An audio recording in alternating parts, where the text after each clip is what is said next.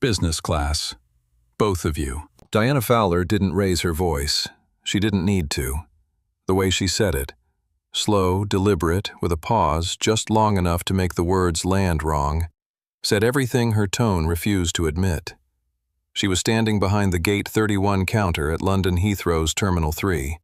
Silver-streaked hair pulled back so severely it seemed to tighten the expression on her face. North Star Airways blazer pressed to a crease that looked like it had never once softened.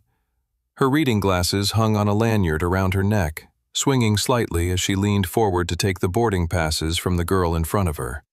She took them with 2 fingers, held them at a slight distance, the way you hold something you already suspect. The girl who handed them over didn't flinch. Gate 31 was loud that morning, the way every international terminal is loud at peak hour, a controlled chaos of rolling carry-ons and boarding announcements, and that particular brand of collective anxiety that comes from 50 people all trying to catch the same flight.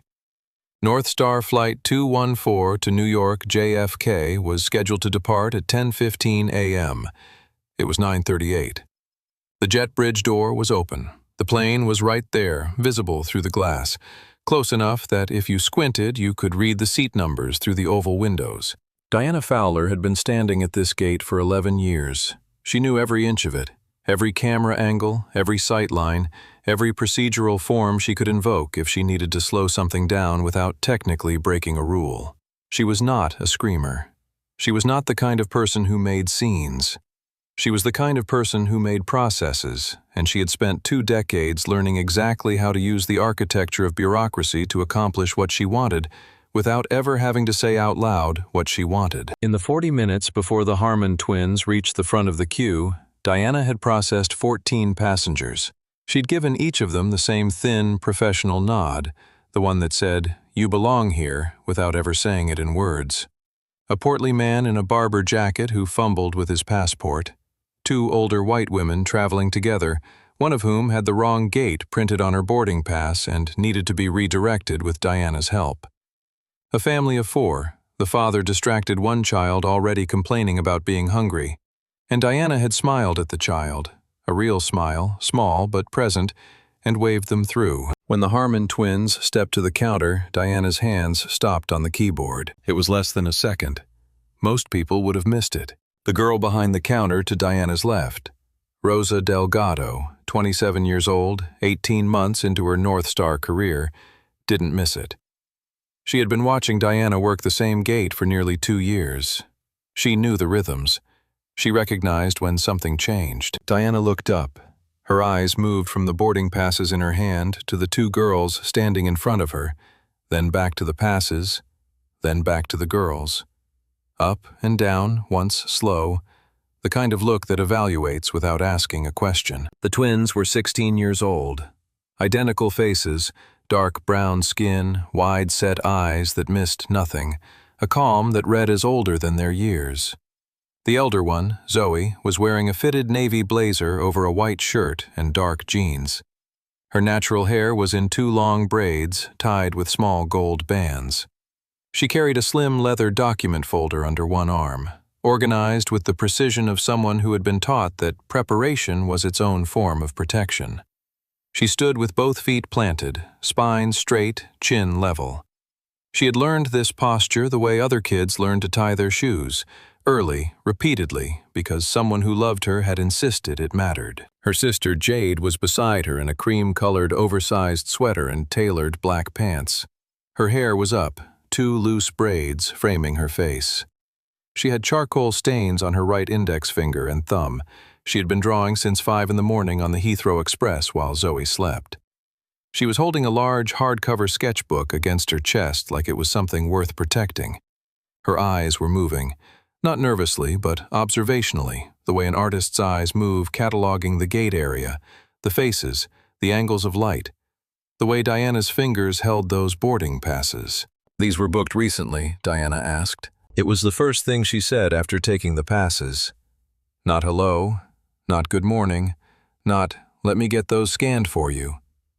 She said these were booked recently in a tone that implied recently was suspicious. 7 months ago, Zoe said. Her voice was even.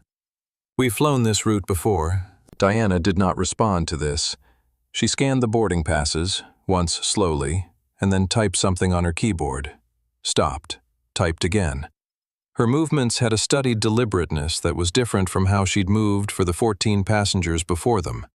For those passengers, the keyboard had been a reflex. For this, it was a performance. At the desk to Diana's right, a man named Marcus Webb was watching. He was 34 white, 3 years at North Star, the kind of employee who had identified early which way the informal power ran on this concourse and had aligned himself accordingly.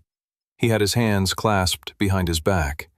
He was already leaning slightly forward. Diana pressed a button on the desk intercom. Her voice came through the speakers at a volume that was just slightly above what was necessary for the task. "Could I get a verification supervisor to gate 31, please? We have a documentation query on 2 business class passengers." The word query hung in the air. Behind the twins, the boarding queue shifted. Eyes moved, some curious, some uncomfortable, some already reaching for phones. A man 3 people back in the line, Thomas Okafor, Nigerian-British, early 40s, in a charcoal suit and carrying a leather briefcase, went very still. He looked at the twins. He looked at Diana. His right hand moved to his jacket pocket. Patricia Solis, a Hispanic grandmother, seated in the gate area with her 15-year-old granddaughter Isabel, stopped scrolling on her phone. She looked up. She reached for her granddaughter's hand without explaining why.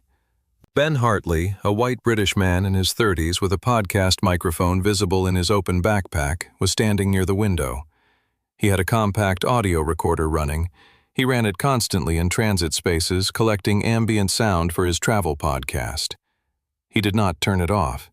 He turned it slightly toward the counter instead. Zoe stood perfectly still. She did not turn around to look at the queue behind her. She did not look at Marcus Webb. She did not look at Rosa Delgado, who had stopped what she was doing and was staring at her own computer screen with an expression that was difficult to read. She looked at Diana Fowler. The jet bridge door was open, 20 feet away. The plane was right there. Jade beside her opened her sketchbook. She found a blank page. She uncapped her charcoal pen and began slowly and deliberately to draw the face of the woman behind the counter. Diana glanced at her, glanced away. Her expression did not change. The departures board above the gate still read, North Star 214, New York, JFK, on time. Nobody at gate 31 knew yet what the next 90 minutes would cost. What Diana Fowler did not know, what none of them knew standing at gate 31 that morning, was that in less than 90 minutes, the man those 2 girls had already called would bring North Star Airways to its knees. Not one flight. Not one route. Every flight this airline operated across every hub it served on 2 continents would be affected. Planes would sit at gates waiting for parts that were no longer coming. Trucks carrying cargo essential to North Star's operations would pull over to the side of roads in 6 different cities and simply stop. A freighter loaded with critical engine components 20 minutes from takeoff on a Frankfurt runway would shut down its engines and go quiet. By the time the sun moved past noon over London, 19 North Star flights would be grounded, delayed, or canceled. And Diana Fowler would no longer be employed by any airline anywhere in the world. All of it, every consequence, every grounded plane, every halted truck, traced back to one phone call from a corner of this gate area.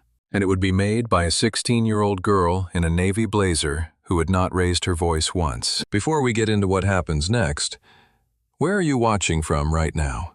Drop your city in the comments. We want to hear from every corner of the world tonight. And if this is already making something in your chest tighten, good. Hit that subscribe button because this story is only getting started. The man those girls called. He's the reason North Star's planes get off the ground. And he's about to remind them of that in a way nobody in that terminal could have predicted. Let's go back to gate 31. Zoe Harmon was born 4 minutes before her sister, and she had spent every year since then taking that responsibility seriously. She was 16 years old, 5'6", in her white sneakers, with a presence that people noticed before they understood why. It wasn't the navy blazer, though the blazer was deliberate. She had packed it specifically for this trip, specifically for this flight home, because she had learned from watching her father that the way you arrive somewhere sends a message before you say a word. It wasn't the long braids tied with gold bands that their mother had pressed into her hand at the departure's drop-off in Philadelphia 2 weeks ago, saying, "For the journey home." It was something underneath all of that, a quality of stillness, a sense that whatever was happening around her, Zoe Harmon had already decided how she was going to respond to it. She had been making that decision since she was 9 years old, on a day she didn't talk about much but never forgot, when a security guard at a department store followed her through 2 floors of a building while her mother shopped, and she had stood at the exit and looked at him, and understood with the clarity that children sometimes achieve before adults are ready for it, that the world had a habit of making assumptions about people that looked like her. Her mother had found her there at the exit, perfectly still watching the guard return to his post. Her mother had knelt down and said, "You don't have to yell. You don't have to prove anything. You just have to make sure they know they didn't break you." Zoe had carried that instruction through 7 years of living. She had carried it to London. The 2 weeks at the Young Global Scholars Program, a youth debate and leadership forum held in a Westminster conference room with high ceilings and older students from 14 countries, had confirmed what Zoe already suspected about herself. She was good at arguments, she was better at listening, and she was exceptional at the particular skill of staying composed in a room where people expected you to be less than you were. She had won the forum's mock policy debate on the final day, arguing a position she didn't personally hold, and the faculty advisor had told her afterward, "You have the voice of someone who knows the weight of what they're saying." She had smiled and said, "Thank you," and walked out to find Jade waiting for her in the corridor with a drawing of Zoe at the podium that captured exactly how she'd looked in that moment. Shoulders back, eyes forward, absolutely still. Jade Harmon had been drawing her sister her entire life. She was the quieter twin by nature, not by design. Where Zoe processed the world by arguing with it, precisely, patiently, relentlessly, Jade processed it by looking at it. Really looking. The charcoal stains on her right index finger and thumb were permanent features at this point, like a callus on a musician's fingertip. She had been accepted to a 2-week visual arts residency at the Tate Modern, one of 12 students selected internationally, and she had spent those 2 weeks doing something the faculty called ambitious and she called necessary, drawing every person who walked through the Tate's turbine hall and catching the exact moment they realized they were standing inside something larger than themselves. One of her pieces, a large-scale charcoal composition of 47 faces in a single frame, all of them mid-realization, had been selected for the student exhibition in the Tate's second-floor gallery. It was hanging there right now, while she stood at Gate 31 with her sketchbook open. She held the sketchbook against her chest, the way some people hold a phone.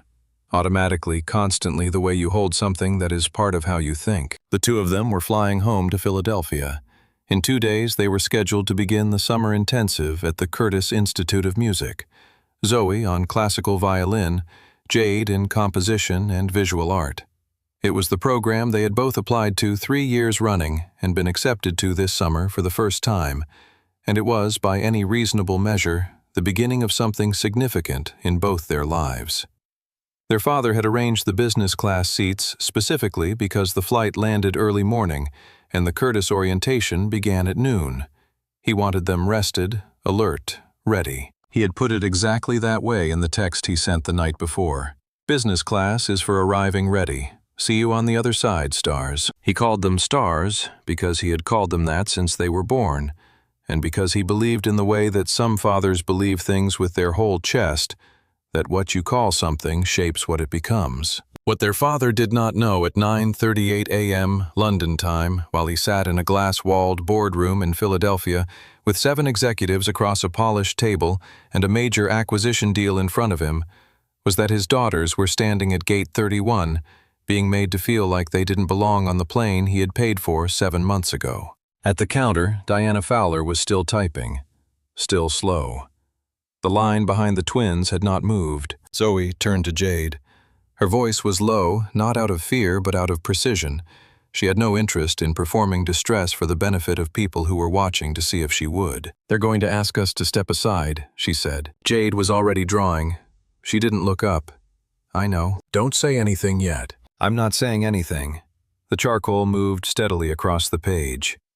"I'm remembering everything." It was not a performance of toughness. It was not bravado.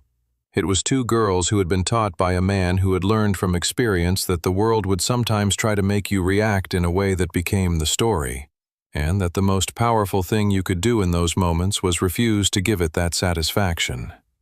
Be still. Document. Wait. Zoe turned back to face Diana Fowler's counter. She had not raised her voice. She would not raise her voice. She would wait until the moment was right, and then she would make one phone call. Behind her, Thomas Okafor had not moved forward in the queue. He was watching.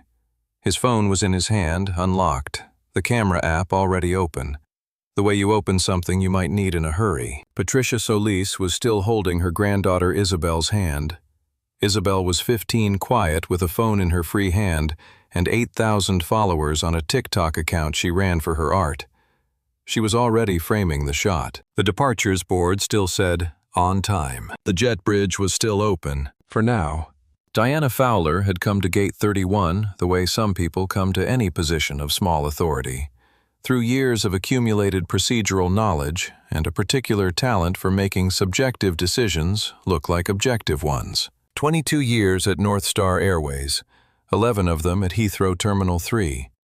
She knew every regulation in the Passenger Management Handbook, every escalation protocol, every internal form number that could be invoked to initiate a voluntary review of a passenger's documentation, a process that, in theory, existed for security purposes and in practice could be deployed with discretion. Her discretion. That was the word she used when she talked about it, if she talked about it at all. Discretion. The discretion to make judgment calls. The discretion to keep the operation moving safely. She had never been formally disciplined. She had never had a complaint escalated past the first review stage. She had learned over 22 years exactly how much she could do within the written lines, and exactly how to make what happened outside those lines look like it was still inside them. She was not a screamer. She did not use words that would appear in a report. She used query and verification and additional review. She used, "We have to be careful, and protocol requires," and "I'm not at liberty to specify." She wrapped each decision in the language of procedure, and procedure was hard to argue with because procedure sounded like something that existed before you arrived and would exist after you left. Something impersonal, institutional, beyond any individual choice. Diana Fowler's choices were never impersonal. She just made them sound that way. The man at the desk beside her, Marcus Webb, had learned this from watching her for 3 years.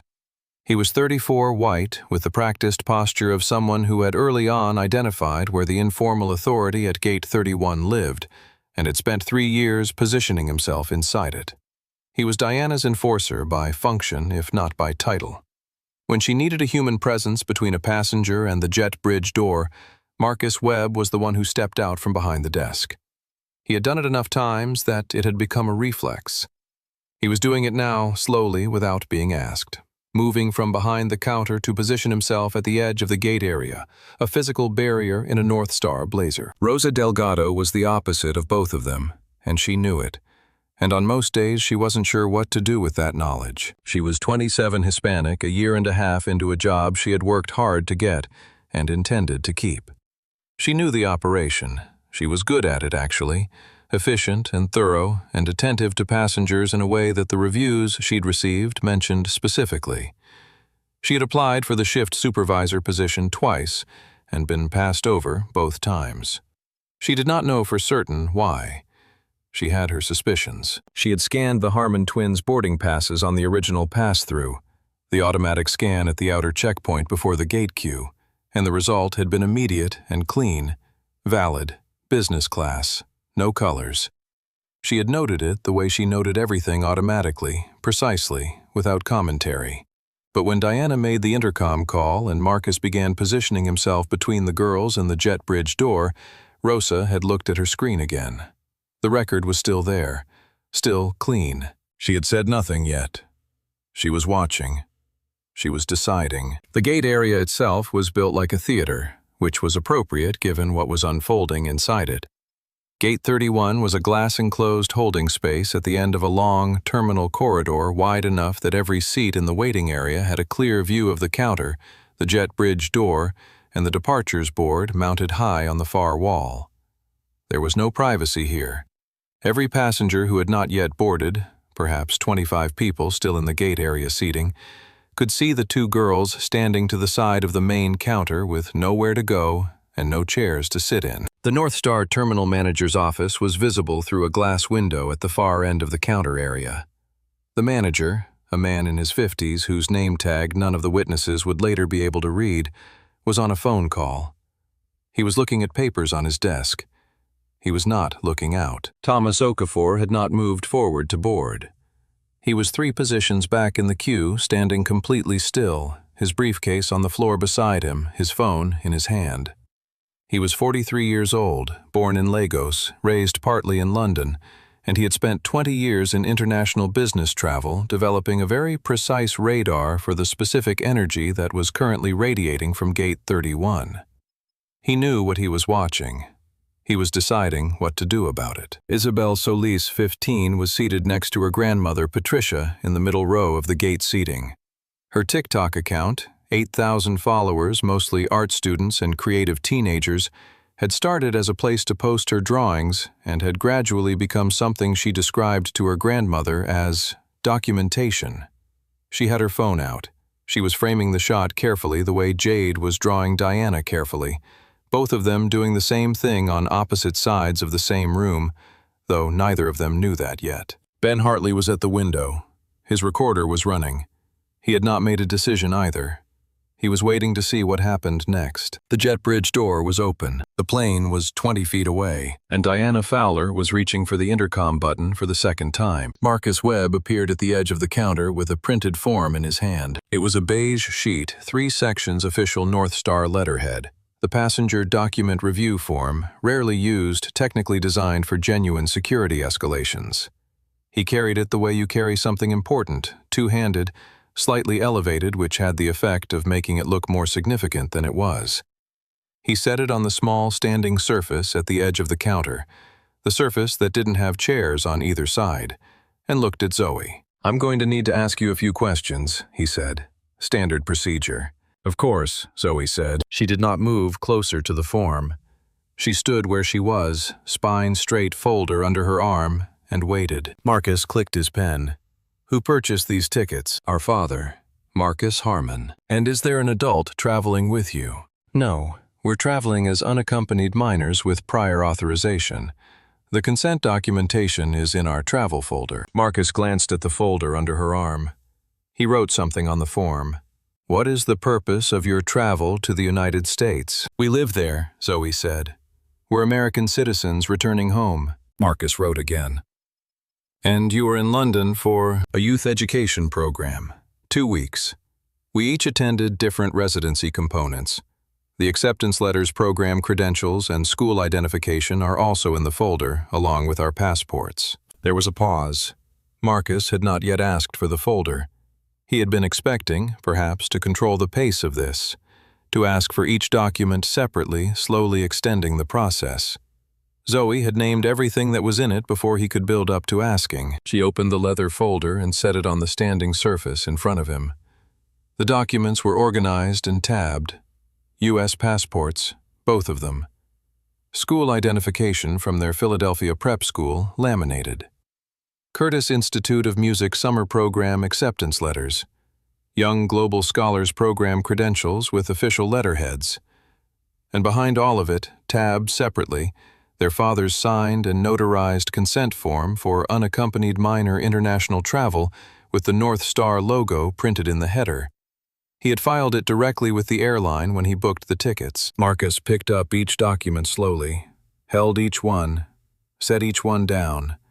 He was buying time, and everyone who was paying attention could see it, and everyone who was paying attention was beginning to pay more attention. Thomas Okafor had not moved from his position in the queue. The 2 people ahead of him had boarded. He should have boarded. He hadn't. His phone was up now, not pointed directly at the counter, but held at the angle of someone who is capturing what is in front of them while appearing to look at their screen. "Do you have any documentation of your residency status?" Marcus asked. Jade, who had been sitting on her carry-on with her sketchbook open, looked up for the first time. "They're U.S. passports," she said, her voice quiet and precise. "That's residency documentation. That's citizenship documentation. That's the documentation." Marcus looked at her. She looked back at him and turned back to her sketchbook. From behind the main counter, Diana's voice came through the gate speakers. "Final boarding call for North Star Flight 214 to New York, JFK. All business class passengers should now be on board." She did not look at the twins when she said it. She said it looking at her keyboard. Zoe closed the folder. She walked back to the main counter. Her footsteps were unhurried. "The flight is about to close," she said. "What specifically is the verification issue?" Diana looked up. Her expression was that of someone mildly surprised to find you still there. "Your documents are under review," she said. "These things take time when the system identifies something." "What did the system identify?" "I'm not at liberty to specify." "Who is at liberty to specify?" Diana's hands stopped on the keyboard. She looked at Zoe for a long moment. The first time she had made direct eye contact since the beginning. "I am the final authority at this gate," she said. Her voice had dropped slightly, which in some people would signal uncertainty. In Diana Fowler, it signaled something sharper. "And right now your boarding status is unconfirmed. If you continue in this tone, I'll have you removed from the gate area entirely." "I haven't raised my voice," Zoe said. She said it not as a defense, but as a correction, the way you correct a factual error calmly once. "I asked a question." Rosa Delgado was looking at her computer screen. The boarding pass record from that morning was still open, still clean. She hadn't closed it because she hadn't decided what to do yet, and leaving it open felt like keeping a door ajar even if she wasn't ready to walk through it. Marcus Webb stepped out from behind the desk.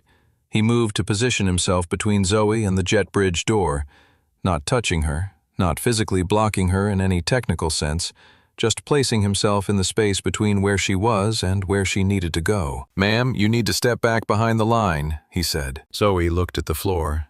Then she looked at Marcus. "There is no line," she said. He had said it with the authority of someone pointing at something visible, and there was nothing there. No tape, no painted marker, no rope. He had invented the line, and she had said so. And the 8 people still in the gate area seating, who were now watching this exchange in open silence, all looked at the floor too. Marcus's jaw tightened. From the queue, Thomas Okafor. His voice was measured, clear, calibrated to carry without shouting. "She's been standing there for 15 minutes. What is the actual issue with her ticket?" Diana didn't look at him. "Sir, please proceed to board. This doesn't concern you." Thomas did not move forward. He looked at his phone screen. He tapped something. Rosa Delgado's hand moved to her mouse. She didn't click anything. She just kept the file open. Jade stood up. She closed her sketchbook around the page she'd been working on.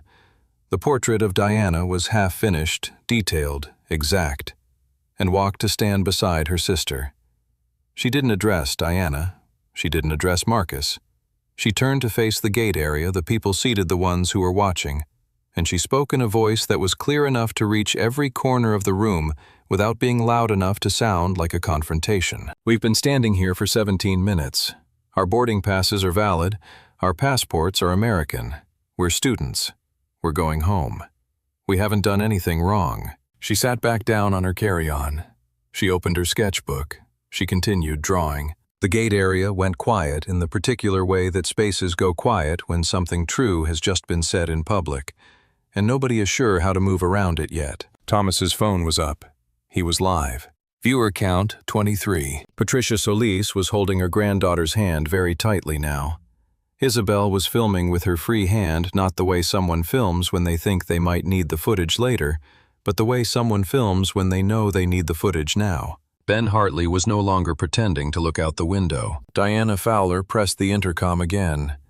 She spoke to Marcus Webb with a glance and a slight tilt of her head toward the girls, the shorthand of people who have worked together long enough that a tilt of the head can say, "Push harder." Marcus stepped closer to the counter surface with the form on it.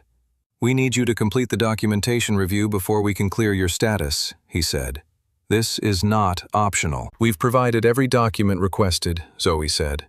"Our consent authorization was filed directly with North Star at the time of booking.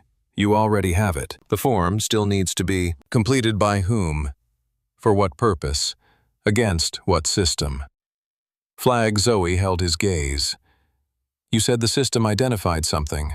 My sister asked what that was.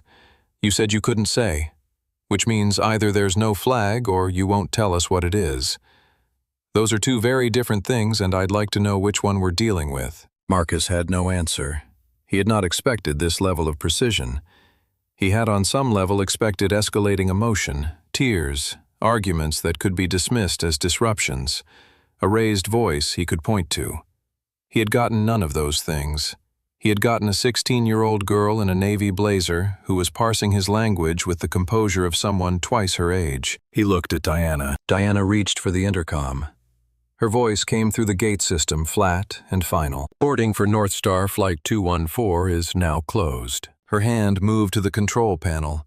The hydraulic hiss of the jet bridge door was a physical thing, a sound that had a weight to it that settled in the chest. The door sealed.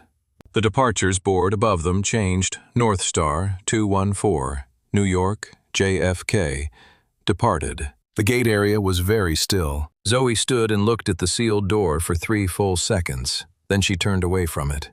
She did not cry. Her expression did not shift. But something behind her eyes, some small, carefully held light, flickered once, and then steadied. And then she walked to the far corner of the gate area, reached into her blazer pocket, pulled out her phone, and made a call. She stood with her back slightly angled away from the room. Her voice was too quiet to hear, but it was not shaking. Jade watched her sister from across the room. She turned to a new page in her sketchbook. She wrote at the top of the blank page in small, careful letters the exact time displayed on the departures board, 9:54 a.m. Then she began to draw the sealed jet bridge door. Thomas Okafor was still live. He was narrating quietly into his phone, viewer count climbing past 200, his voice carrying the particular controlled fury of someone who knows that fury without control loses the argument. Isabel Solis was uploading a clip she had already trimmed. 45 seconds, Jade on her carry-on drawing the gate sealed behind her. The plane was gone.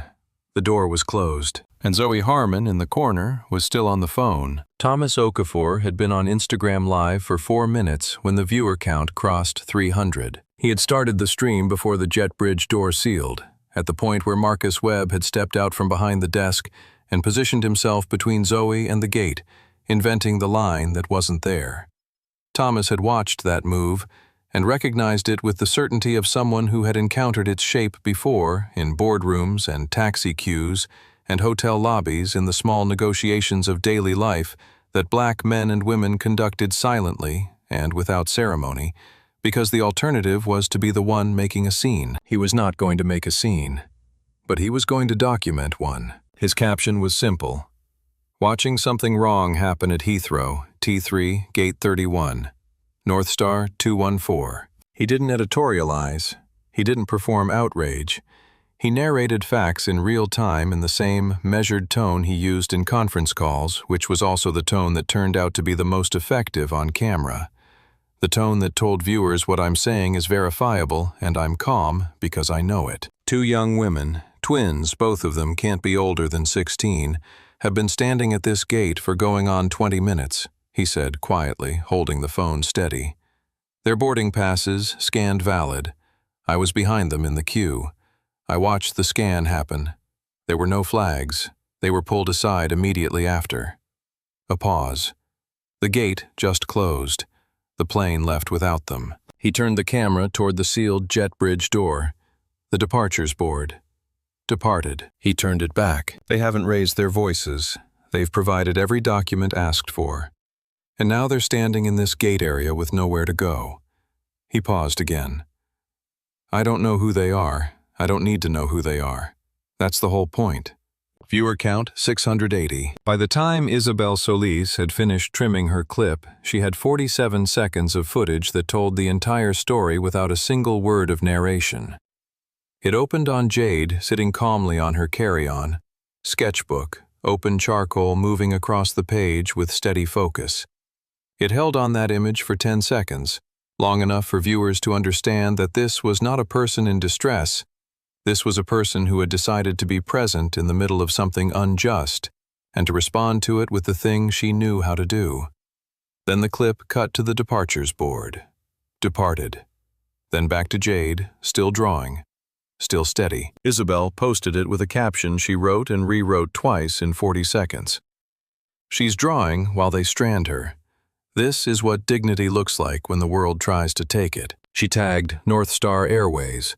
She tagged the 3 largest aviation accountability accounts she followed.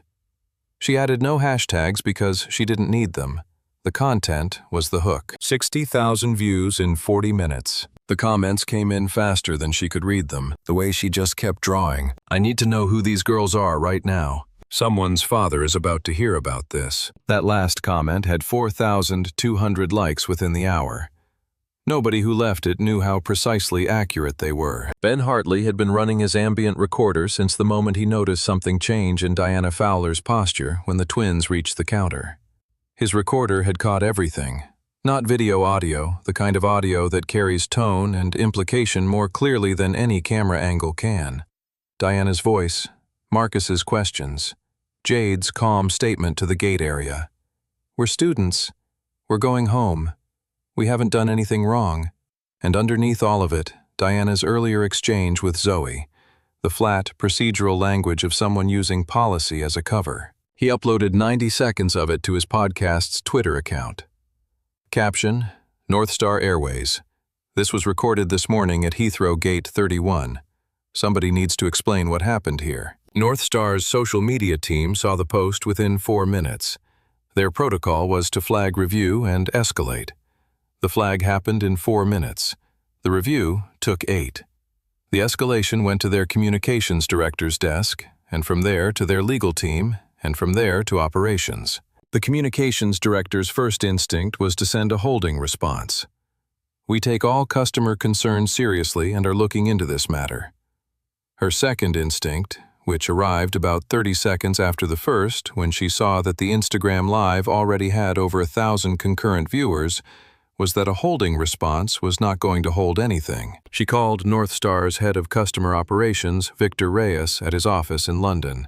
She told him what she knew. He told her he was already aware. He was not already aware, but he said it with such certainty that she believed him, and by the time she followed up 20 minutes later, he actually was. Back in the gate area, Rosa Delgado had seen Thomas's live stream in the reflection of the departure screen, the light from his phone at a particular angle catching the glass in a way that let her see the image without looking directly at him. She had watched the viewer count move from 300 to over 1,000 in real time. She looked at Diana, who was on a headset, call her back to the gate area, shoulders set in the posture of someone managing something they hadn't expected to manage. Rosa looked at her computer screen. The boarding pass record was still open, still there, valid, business class, no flags. She opened a new entry in North Star's internal passenger incident log. She moved her cursor to the comment field. She started typing. She typed carefully. She typed specifically. She did not use emotional language. She recorded facts, the time of the original scan, the result, the absence of any system flag. The sequence of events she had personally witnessed from her position at the desk. She recorded Diana's name. She recorded Marcus's name. She recorded the names from the boarding passes, Zoe and Jade Harmon, and the booking reference and the seat numbers, and the departure time, and the word departed. At 10:03 a.m. she saved the entry. It was time-stamped automatically by the system. She did not tell Diana she had done it. In the corner of the gate area, Zoe was finishing her phone call. The audience still couldn't hear what she was saying. Her back was angled just enough, her voice just low enough. But the call was short. Less than 2 minutes. And when she ended it, she stood still for a moment with the phone in her hand, looking at the sealed jet bridge door one more time. Then she walked back to her sister and sat down beside her on the carry-on. Jade didn't look up. Was it Dad? Yes. What did he say? Zoe was quiet for a second. He said, "We're not in trouble," she said. "They are." Jade's charcoal moved across the page. She was drawing the sealed door now, and inside it, barely visible, suggested rather than stated, the ghost of the plane on the other side. "Okay," she said. "Then let's wait." Thomas Okafor's viewer count had crossed 4,000. A journalist at a UK aviation news outlet named Claire Marsh had just opened her laptop and begun typing an email to North Star's press office. Subject line, "Request for comment. Gate 31 incident. Heathrow, T3 this morning. Deadline, 2 hours." The North Star press office forwarded it to legal. Legal forwarded it to operations. Operations was about to become the most relevant department in the building. In a glass-walled boardroom on the 31st floor of a Philadelphia office building, a man named Marcus Harmon was standing at the window with his phone in his hand and a look on his face that his COO, Ray Whitfield, had never seen before. Ray had worked with Marcus for 14 years. He had seen Marcus angry. He had seen Marcus cold. He had seen Marcus in the particular focused state that preceded major strategic decisions. He had never seen this. He was still trying to decide what it meant when Marcus spoke. "Ray," he said, his voice very quiet. "Clear the room." Diana Fowler walked toward the twins with the measured pace of someone who believed the situation was already resolved, that the flight had departed, that the administrative portion of whatever this was had concluded, and that the remaining task was simply to redirect 2 misplaced teenagers toward the rebooking desk and move on with her morning. She stopped in front of them and clasped her hands in front of her waist. "The flight has now departed," she said. "You'll need to proceed to the North Star customer service desk in the main terminal. They'll be able to rebook you on the next available departure." She gestured toward the corridor with one open hand. A practiced gesture, calm, directional, designed to move people without appearing to push them. Zoe did not move. "We'd like to speak to your manager," she said. Diana's expression shifted just slightly. Not surprise exactly, but recalibration. "I am the senior agent at this gate." "I understand that," Zoe said. "I'd still like to speak to your manager." Diana looked at her for a moment. Then she looked at Jade, who was sitting on her carry-on sketchbook, open charcoal moving. Jade did not look up. "I'll see what I can do," Diana said in the tone of someone who has no intention of doing anything. She turned back toward the counter. Marcus Webb appeared beside her without being summoned. He had a particular skill for materializing at Diana's shoulder at the right moment, or what he and Diana considered the right moment, which was any moment when a passenger wasn't doing what they were supposed to be doing. "Listen," he said, directing himself at Zoe in the conversational tone of someone who thinks they're being reasonable. "We've been very patient here. You missed your flight because your documentation couldn't be cleared in time. That's not something we can undo. The rebooking desk will take care of you." Jade looked up. "Your colleague just said the documents were under review," she said. Her voice was even her charcoal still in her hand. "Now you're saying they couldn't be cleared. Which one is accurate? Because those are different things." Marcus looked at her. He opened his mouth. He closed it. He had walked into an exact contradiction between what Diana had said at the counter and what he had just said at the standing surface, and a 16-year-old girl with charcoal on her fingers had caught it in one sentence. Thomas Okafor turned his camera toward Marcus from across the room. His narration was quiet. For people just joining, the agent just described the reason for denying boarding 2 different ways. First, it was documents under review. Now, it's documents that couldn't be cleared. The original scan was valid. I saw it happen. Viewer count, 1,900. Marcus's eyes moved to Thomas's phone. Something in his posture shifted. The certainty went out of it, replaced by a stiffness that was its own kind of tell. He walked toward Thomas. "Sir, recording on airline property is—" "I'm in the public area of a public airport," Thomas said. His voice was patient and exact. "I'll stop when this is resolved." Marcus stood there for a moment. He didn't have an answer to that either. He turned back toward the counter. Diana was on her headset. She had moved away from the main desk and was standing near the terminal manager's office, speaking low into the microphone with her hand cupped near her mouth. The terminal manager was visible through the glass window. He had gotten off his phone call and was now looking out. He looked at the twins. He looked at Diana. He did not come out. Rosa Delgado was at her desk. She had saved the incident log entry 11 minutes ago. She had not told Diana. She had not told Marcus. She had refreshed it twice to confirm the timestamp it held. She was watching the situation with the careful attention of someone who knows she has done one right thing and is deciding whether to do another. Zoe was still standing where she had been standing. She had been standing there for 31 minutes total now, and the only visible change in her posture was that she had shifted her leather folder from under her left arm to under her right. That was it. 31 minutes, a sealed jet bridge, a form, a fabricated line, a departing plane, and a folder shift. Diana came back from the headset call. She stood in front of the twins again. "We've placed a flag on your booking for unauthorized disruption of the boarding process," she said. "If you continue to refuse to proceed to rebooking, we'll need to involve airport security." The gate area, which had been murmuring quietly, went still. Isabel Solis stopped breathing for a second. She kept filming. Zoe looked at Diana. The look was not angry. It was not frightened. It was the look of someone who has been watching a person make decisions for 31 minutes and has arrived at a conclusion about what kind of decisions those are. "Let me understand this correctly," Zoe said. Her voice was steady and clear enough that everyone in the room could hear it without her raising it. "You're saying that we have been disruptive." "Diana, the disruption has been to the boarding process, yes. We arrived at the counter on time with valid boarding passes with every requested document, and we stood quietly where we were told to stand. We didn't raise our voices. We answered every question. We provided every document. In what specific way were we disruptive?" "No answer." "And now you're saying there's a flag on our booking for unauthorized disruption." Zoe continued. "Can I see that flag? Can you show me the record?" Diana's jaw tightened. From the far edge of the gate area, Rosa Delgado stood up from her desk. She came out from behind the counter. She walked to where Diana was standing, and she stood beside her.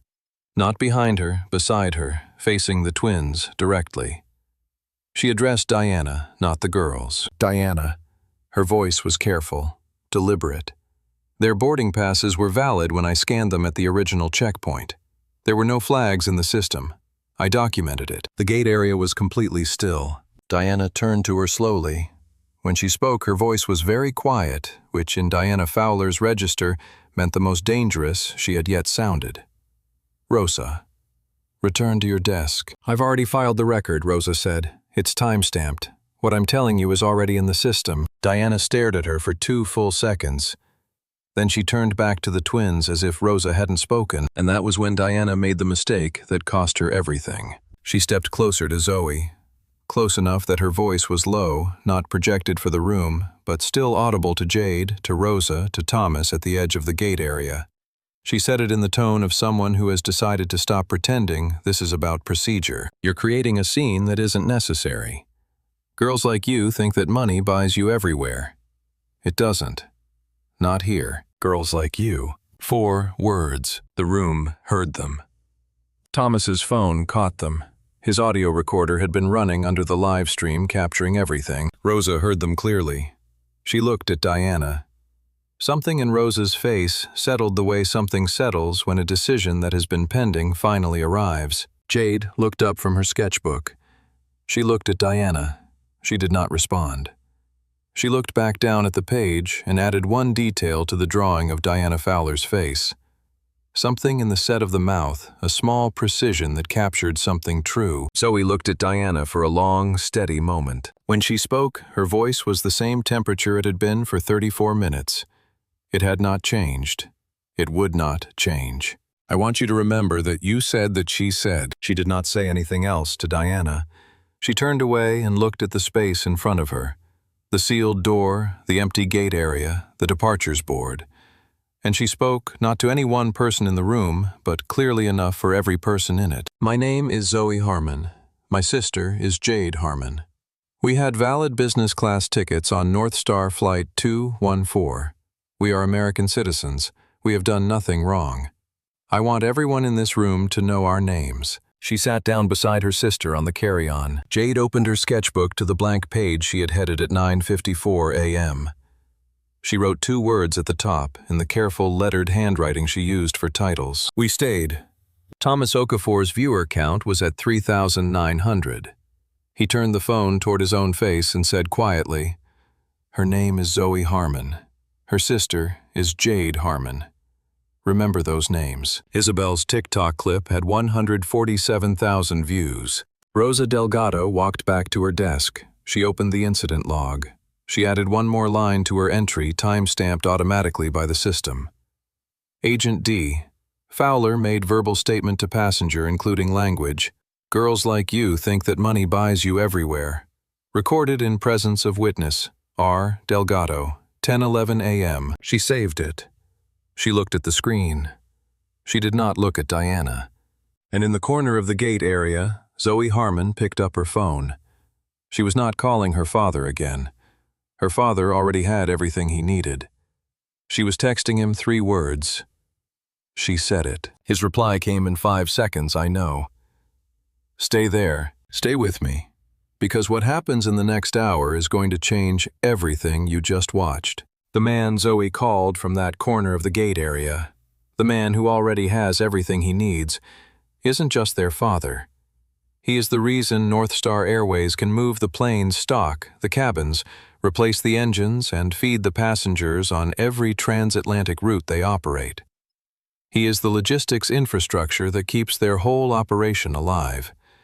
And right now, in a glass-walled boardroom in Philadelphia, he is standing at a window with the look on his face that his COO of 14 years has never seen before. And his COO is about to find out what it means.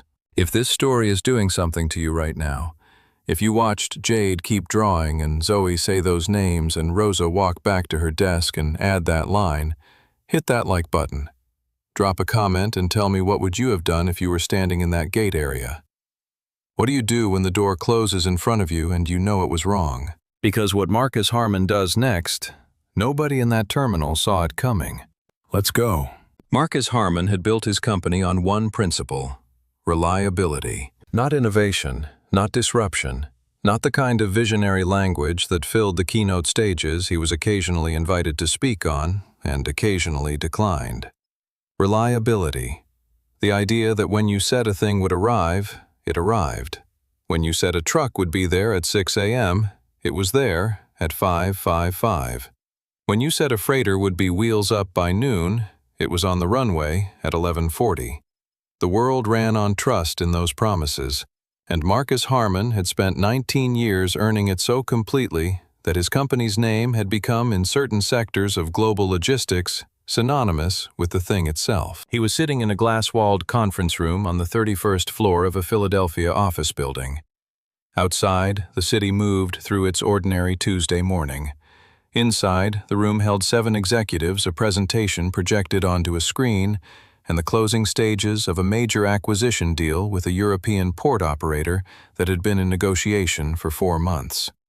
The executives across the table were in the final stages of what Ray Whitfield had described to Marcus that morning as the part where they pretend they still have leverage.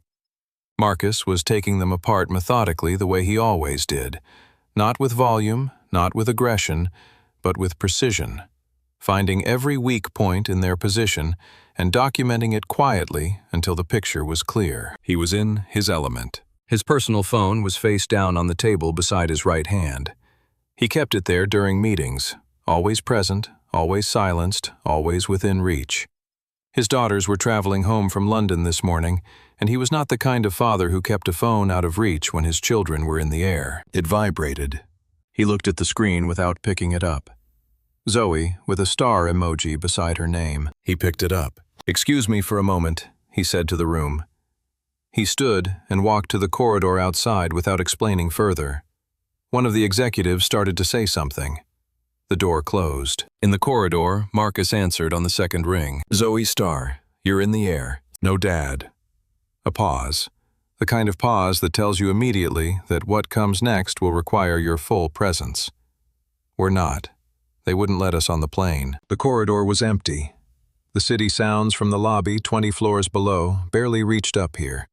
just the low background hum of a building full of working people. Marcus stood still. Are you both safe? Yes. You're together? Yes. We're still at the gate. Tell me everything. She told him. She told it the way he had taught her to report anything that mattered, in sequence, with specific detail, without embellishment.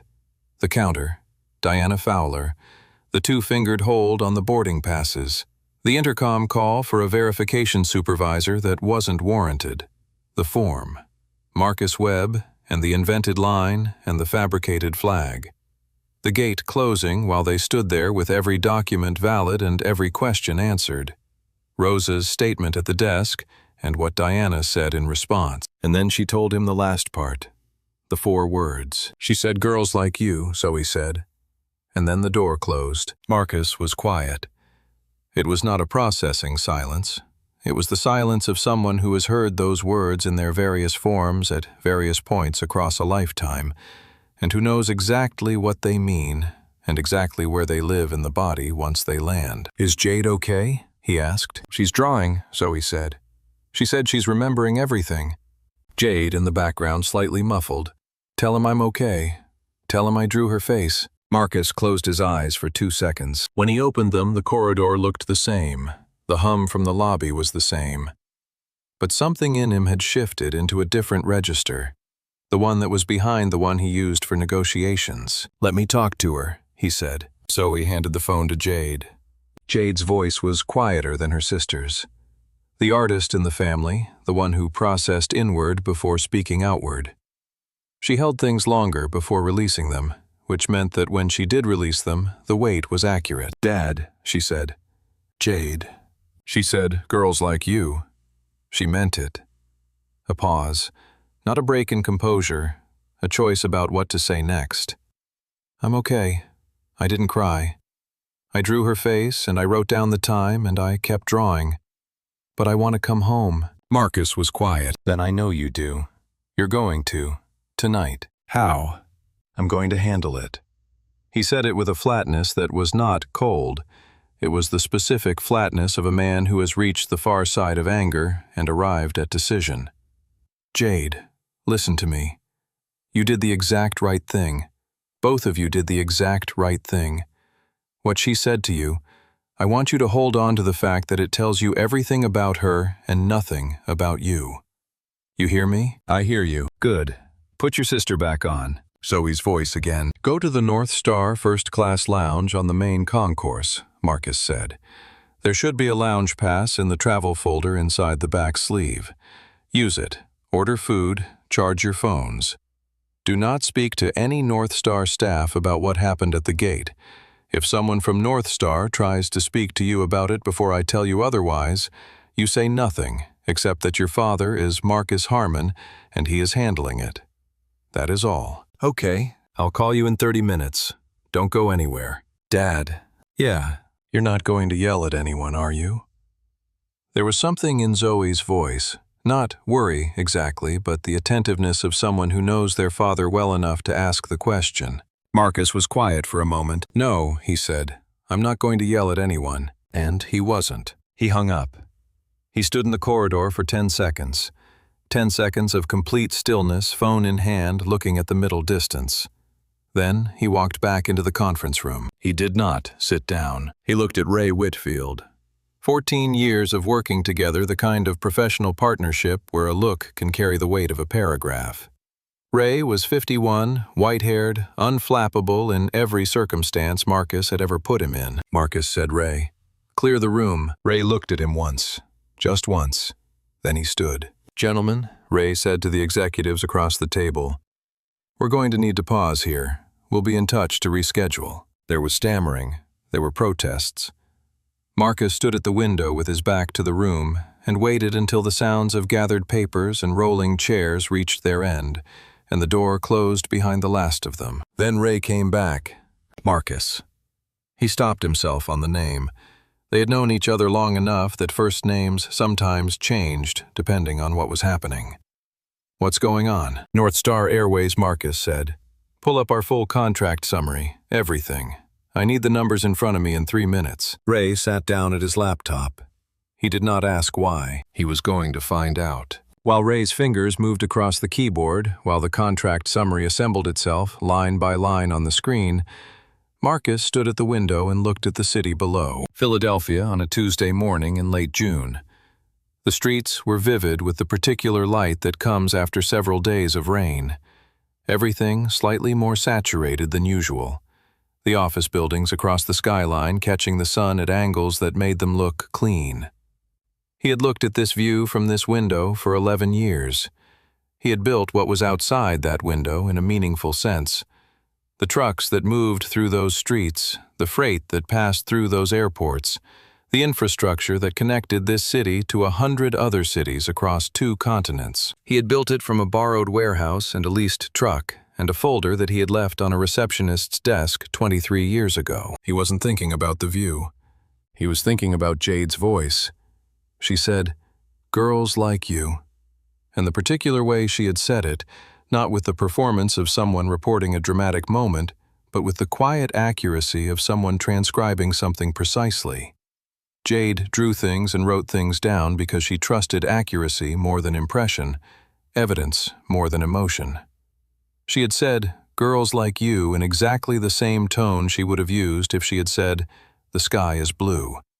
Not because it didn't hurt, but because naming it precisely was how she held on to it without letting it hold on to her. Marcus had taught her that, and he had learned it in a waiting room in the East End of Philadelphia on a February morning in 2001 when he was 26 years old, wearing a suit he had bought at a thrift store and altered himself, carrying a manila folder with a business plan he had spent 4 months writing. The company was called Meridian Cargo.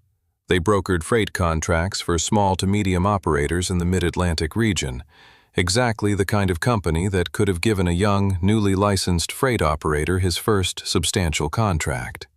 Marcus had found them through a contact at the licensing office who had mentioned them as a place worth approaching. He had called 3 times before getting a meeting scheduled.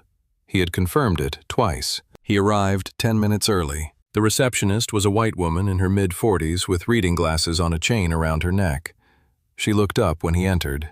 She took in the suit, the folder, the face. "Your name," she said. "Marcus Harmon. I have at 10 o'clock with Mr. Langford." She looked at her screen. She looked back at him. "Mr. Langford's been pulled into something. The meeting's been rescheduled." "When was it rescheduled?" "Recently." She turned back to her screen. "He'll be in touch." He knew she was lying. He knew it the way you know certain things, not from evidence, not yet, but from the accumulated knowledge of a body that has been in this situation before. Not this exact waiting room, not this exact woman, but this exact shape of a door that looks open and is closed. He sat down in the waiting area anyway. He was not going to leave and say he had left without confirmation. He was going to sit and see what happened. What happened was that 3 other men arrived after him at 10-minute intervals. 2 white, 1 Hispanic. Each of them was met at the desk, exchanged brief words with the receptionist, and was escorted through a door to the back offices within minutes of arriving. Marcus watched this happen 3 times. He sat with his folder on his knee and his hands folded on top of it, and he watched. At 10:47 a.m., 47 minutes after his appointment time, he stood up. He walked to the receptionist's desk. She looked up with a faint impatience that she didn't bother to conceal. "Please tell Mr. Langford that Marcus Harmon was here," he said. His voice was even. "His company is doing good work in this sector. My proposal is on page 4 of this folder, and it speaks for itself. When Meridian is looking for a freight partner who delivers what they promise, I'll still be available." He placed the folder on the desk, carefully, squarely. He walked out. He sat in the leased truck in the parking lot for 6 minutes.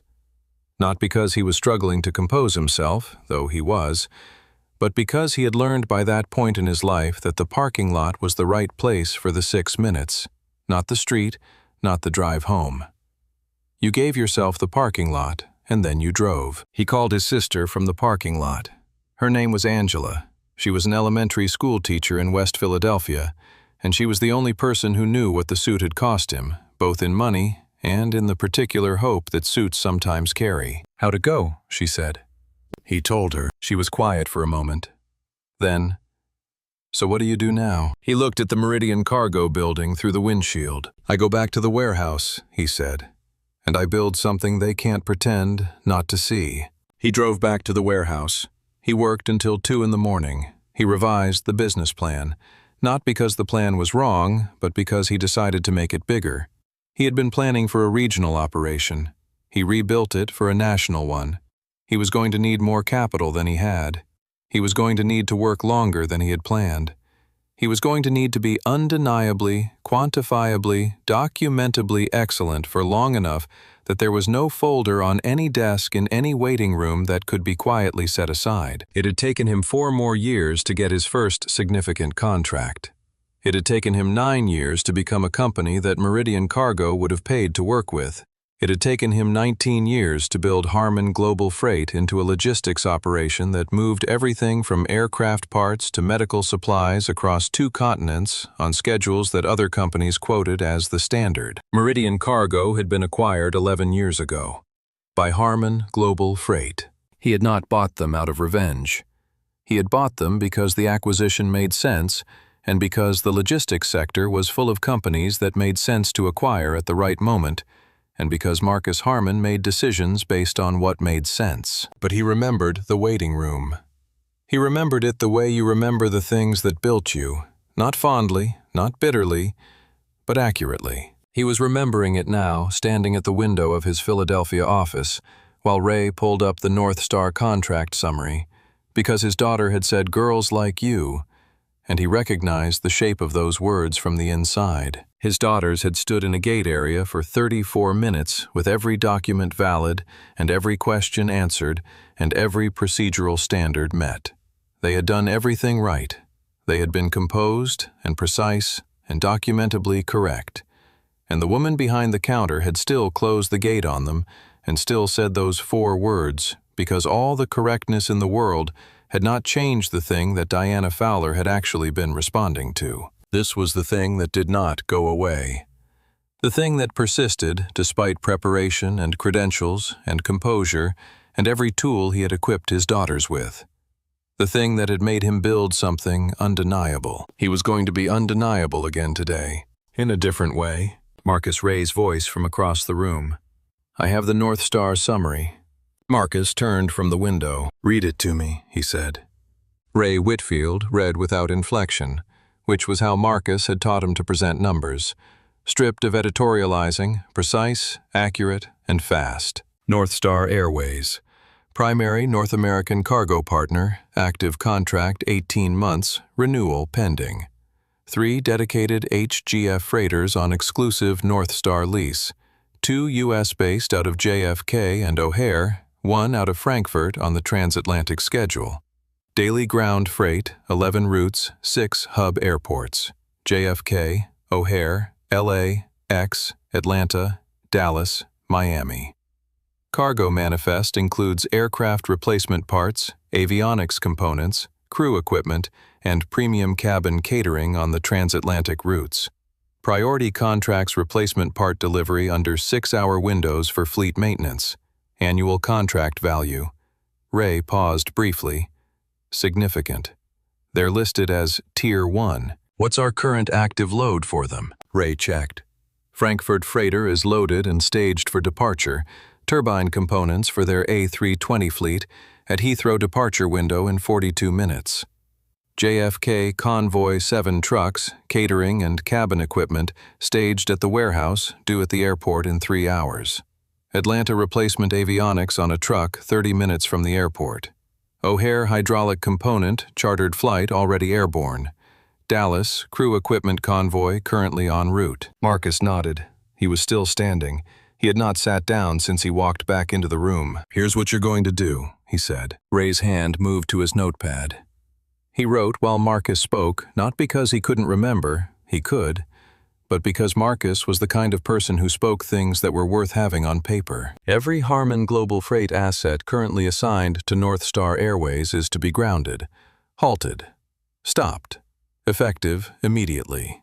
Every freighter, every truck, every charter. He paused. Every single one. Ray's pen stopped. He looked up. "Marcus, I know what it costs. Marcus said. "I built the contracts. I know what every penalty clause says. Do it anyway." Ray looked at him for a moment longer than he normally would have. 14 years of working side by side, and he had never been looked at quite the way Marcus was looking at him right now. Not with anger exactly, but with the quality of someone who has arrived at a place they have never been, and is completely clear-eyed about where they are. "All of it," Ray said. "Every North Star tagged asset. Nothing moves that's headed for them." Ray set down the notepad. He picked up his phone. He made 6 calls in 11 minutes, stepping to the corner of the room, his voice low and precise, the same flatness Marcus used when what he was saying mattered most. The first call, HGF Frankfurt Operations. The freighter, staged with North Star turbine components, was to hold indefinitely. Reason given to the operations manager: mandatory cargo locking mechanism inspection required before departure. The operations manager started to ask a follow-up question. Ray said, "This is from Harmon directly. Hold the plane." The second call, HGF, Ground Operations, JFK. The convoy of 7 trucks, catering linens, premium cabin equipment for North Star's transatlantic departures that afternoon, was to stand down. All drivers were to activate mandatory rest period documentation immediately. The convoy supervisor said there was a 3-hour window to get the delivery done. Ray said, "The window is closed. Document the rest periods." The third call, HGF Memphis Dispatch Center. All North Star tagged cargo flights were to be reclassified to non-priority status. Any departures currently in queue for North Star routes were to be deprioritized. Memphis had 11 such departures logged. The dispatcher on the call went quiet for a moment, then said, "Understood." He didn't ask why. He had heard Ray's voice in crisis mode before, and this was the voice that meant you didn't ask why. The fourth call, HGF Atlanta. The replacement cockpit avionics on the truck 30 minutes from Hartsfield. "Stop it. Pull over at the nearest safe location." Hold. The driver was told there was a verification issue with the delivery manifest. He pulled over on I-285 and activated his hazard lights. The fifth call, HGF O'Hare Dispatch. The chartered flight carrying the hydraulic component, currently airborne, Ray instructed the dispatcher to contact the pilot with an advisory, undisclosed cargo documentation issue requiring diversion to an alternate hub. Not O'Hare. Not any North Star hub.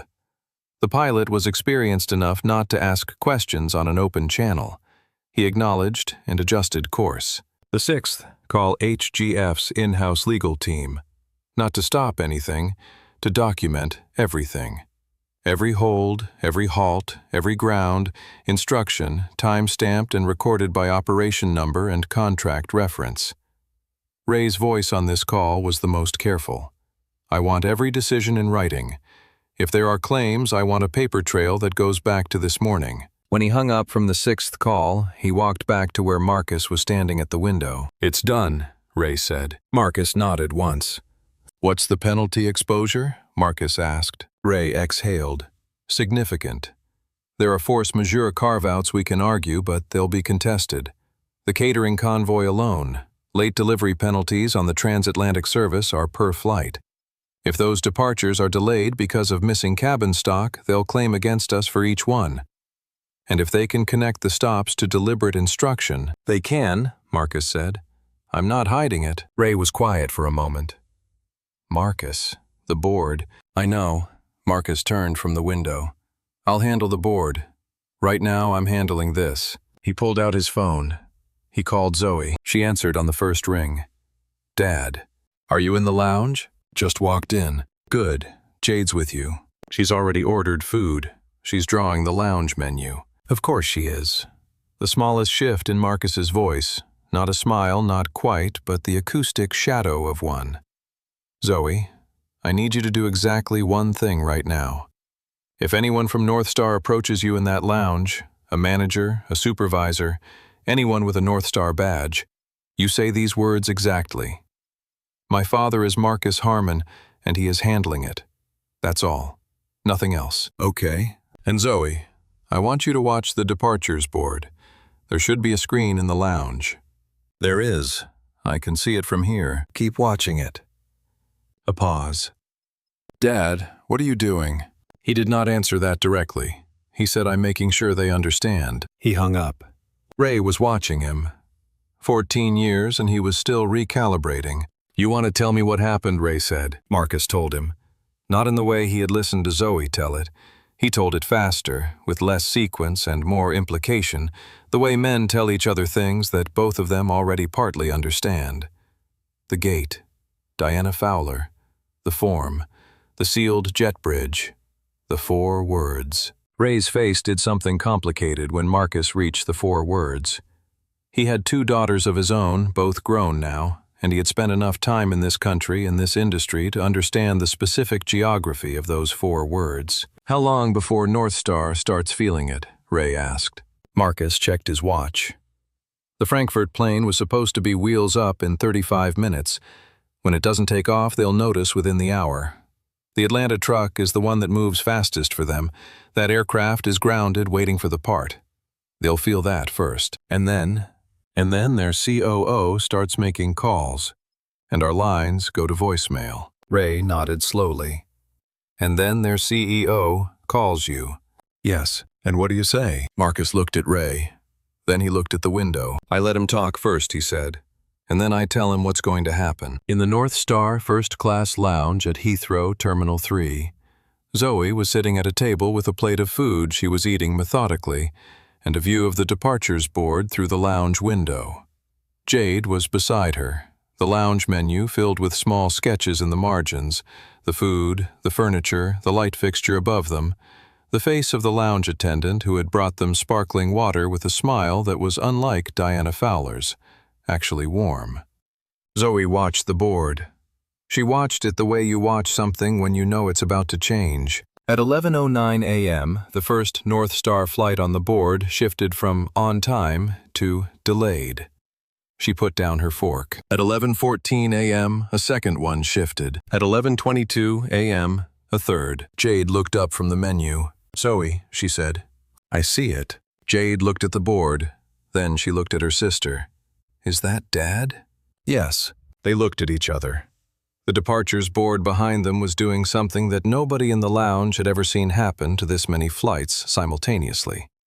And the 2 of them sat in the middle of it and were very still. Is it going to be okay? Jade asked. Not with fear, but with the genuine inquiry of someone who needs an accurate answer. Zoe thought about it for a real second. Yes, she said, but it's going to be loud first. At 11:31 a.m., North Star COO. Derek Marsh burst into the London Operations Center with the expression of a man who has just been handed 6 urgent notes simultaneously and read them all at once. He looked at the operations board. He looked at his team. He said, What in the hell is happening? His logistics director said, It's Harmon. They've stopped everything. Marsh stared at the board for 2 seconds. All of it. Everything they run for us, simultaneously. Marsh picked up his phone. He called Harmon Global Freight's main operations line. An automated queue answered. He called Ray Whitfield's direct line. Voicemail. He called Marcus Harmon's office line. Marcus's assistant told him pleasantly and precisely that Mr. Harmon was not available. Marsh looked at the board. 19 active or upcoming North Star flights were now affected by missing cargo components or stalled supply chains. The number was going to grow. He went to find North Star CEO, Elliot Barrow. Elliot Barrow had been in aviation for 23 years. He had navigated 2 financial crises, a major safety incident in 2014 that had required every ounce of steady leadership he possessed, a global pandemic, and 4 rounds of labor negotiations that he had emerged from scarred but standing.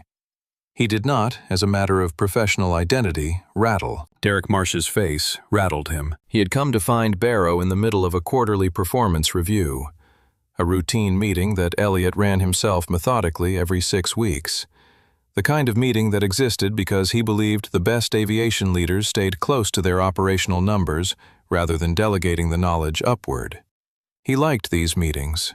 He was having one when Derek walked in. Derek walked in the way people walk in when they have already decided the news is bad enough that the meeting in progress no longer matters. "We have a problem," Derek said. He summarized it in 90 seconds. Elliot listened without interrupting, which was how he had trained himself to receive information in full before responding. He listened to the number of affected flights, the pattern of failed deliveries, the common thread, the name at the center of it. When Derek finished, Elliot said, "All of it is Harmon. Every single failure traces back to a Harmon contract. It's not coincidental. They've grounded their entire North Star operation simultaneously. Has anyone reached Marcus Harmon? Lines are going to voicemail. All of them. His assistant says he's unavailable." Elliot leaned back in his chair. "Marcus Harmon hasn't been unavailable to me once in 19 years of partnership."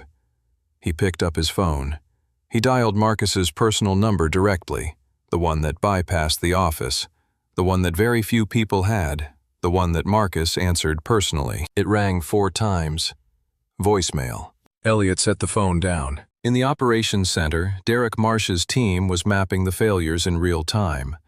The board in front of them showed what had gone from a morning of smooth operations to something resembling a slow-motion collapse of precisely the parts that held the operation upright. In Dallas, a North Star 737 sat at its gate 40 minutes past its departure window. The passengers had been told maintenance. The maintenance crew was waiting for a hydraulic component that a Harmon truck had been carrying an hour ago. The truck was parked on the side of a Texas highway with its hazards on. The hydraulic component was in the back of it, going nowhere. In Atlanta, the situation was starker. The replacement avionics for a grounded aircraft had not arrived. The aircraft could not fly without it. 183 passengers were being rebooked.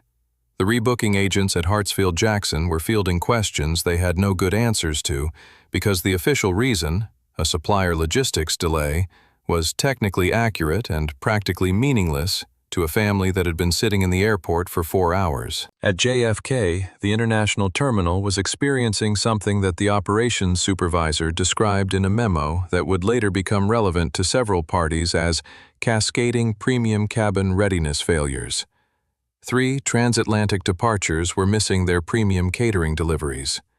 The convoy that should have delivered them was still staged at a Harmon warehouse in New Jersey. The warehouse manager had received his instruction from Ray Whitfield personally. The convoy was not moving. At O'Hare, 2 departures were delayed for overlapping reasons. A missing engine component that should have arrived on a Harmon charter, and a crew equipment delivery that was stuck in the same stalled supply chain. The pattern was not subtle. By noon, it had resolved from a series of bad coincidences into something unmistakable. Derek Marsh's logistics director had drawn it on a whiteboard in the operations center, a map of every active North Star failure with arrows tracing each one back to its Harmon contract. Every arrow pointed to the same place. "This is deliberate," Derek said, looking at the board. "I know it's deliberate," Barrow said from the doorway. He had come to the operations center himself, rather than wait for updates. The question is, why? No one in the room knew the answer yet. On the North Star social media team's monitoring dashboard, 3 overlapping stories were trending simultaneously, all connected to North Star, all generating negative feedback. The operational delays were generating their own passenger complaints and travel disruption posts. But underneath those growing faster was the Gate 31 story. Thomas Okafor's live stream, now clipped and shared across 3 platforms. Isabel Solis's TikTok at 2.1 million views. Ben Hartley's audio clip being quoted in coverage from 2 UK news outlets who had received Claire Marsh's tip and run with it. North Star's communications director appeared at Barrow's shoulder with a tablet showing him the dashboard. He looked at the numbers. He looked at his COO. He looked at the board full of arrows pointing to Harmon. He went back to his office and called Victor Reyes. In the North Star first-class lounge, Zoe had stopped eating. She was watching the departures board through the lounge window with the focused attention of someone keeping score. Jade was drawing the board. Not a sketcher record, exact and detailed, every flight number and status captured with the accuracy of someone who understands that what you document precisely becomes evidence. and what you document imprecisely becomes opinion. The lounge attendant, a warm, efficient woman named Carla, who had brought them 2 rounds of sparkling water without being asked, came to check on them. "Are you two all right?" she asked. She had seen the departures board. She had seen them watching it. She had not put it together yet, not fully, but something in her made her ask. "We're fine," Zoe said. "Thank you." Carla looked at the board.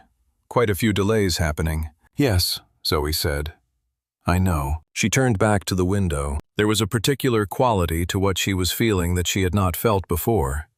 Not triumph. She was careful about that word. Careful about that feeling, because she had learned from her father that the desire to see someone hurt in proportion to how they had hurt you was understandable, and also a trap. But there was something, a sense of equilibrium, a sense that the thing that had been wrong at Gate 31 was now being answered in kind, not with cruelty, but with consequence. The consequence of having made an enemy of someone who had the means to make the relationship very clear. Her father had not yelled. He had not threatened anyone in that gate area. He had not made a scene. He had made a call. And now 19 North Star flights were delayed, halted, or canceled. "Is this what it looks like?" Jade said, not quite a question. "When you build something because they wouldn't let you in." Zoe looked at her sister. "Yes," she said. Derek Marsh's 4th attempt to reach Harmon Global Freight's main number produced the same automated cue. He disconnected and tried Ray Whitfield's direct line again. This time it rang twice and picked up. "Ray." His voice was trying to maintain professionalism and almost making it. "This is Derek Marsh at North Star. I need to speak to Marcus directly. Right now. We have a serious operational situation that—" "Mr. Harmon is aware that you've been calling," Ray said. His voice was entirely calm.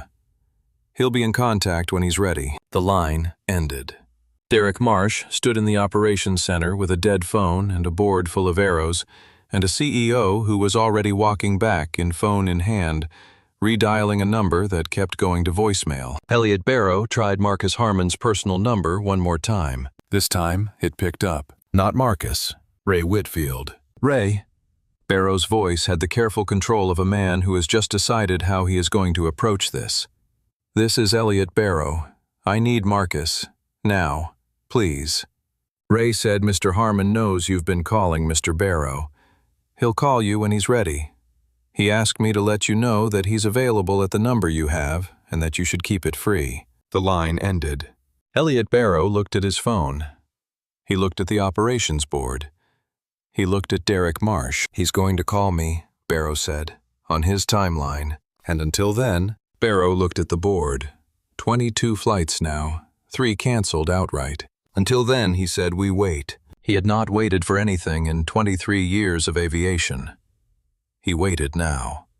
And while he waited, he called his head of customer operations and sent him to Heathrow Terminal 3 to find out exactly what had happened at Gate 31 that morning. Victor Reyes was in a car 20 minutes later, headed to the airport. Victor Reyes had been North Star's head of customer operations for 6 years, and in those 6 years he had learned that the problems that looked like policy failures were usually people failures, and the problems that looked like people failures were usually structural ones, and the ones worth taking seriously were the ones where both were true at the same time. He arrived at Terminal 3 at 11:58 a.m. and went directly to Gate 31. Rosa Delgado was still there.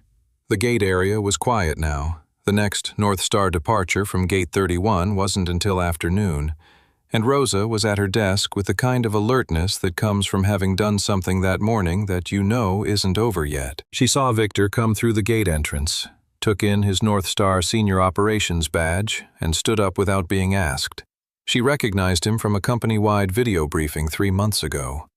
He was not someone who showed up at individual gates without a reason. "I need to speak to you about what happened this morning," he said, quiet, direct. "The Harmon sisters." Rosa pulled up the record on her terminal without being asked. She turned the screen slightly so he could see it. He read it. He read it again.